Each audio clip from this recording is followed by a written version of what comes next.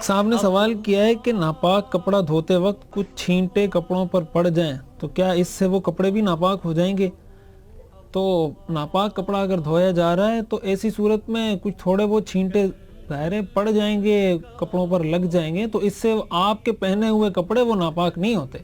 اس لیے کہ آپ کے کپڑے تو اس وقت ناپاک ہوں گے جب آپ کے کپڑوں پر آنے والا جو پانی ہے وہ ناپاک ہو، اور ظاہر ہے کہ وہ تو سارا پانی تو ناپاک نہیں ہے، وہ آپ ایک مخصوص جگہ کو دھو رہے ہیں، اس کے علاوہ چھینٹے کبھی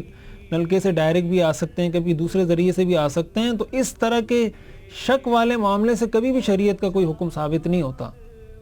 لہٰذا جو کپڑے آپ نے پہنے ہوئے وہ بالکل ٹھیک ہے۔ یہ الگ بات ہے کہ آپ کو 100% یقین ہو جائے کہ وہ نجاست گر کے میرے کپڑوں پر آ گئی ہے یا وہی گندا پانی ناپاک آ گیا ہے، تو ایسی صورت میں ظاہر ہے کہ وہ پھر اس کو دھونا ضروری ہوگا، لیکن اگر یقین نہیں ہے ویسے ہی شک ہو رہا ہے تو اس کی شرعاً کوئی حیثیت نہیں۔ میرا دل بدل دے،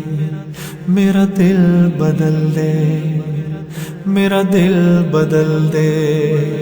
میرا دل بدل دے۔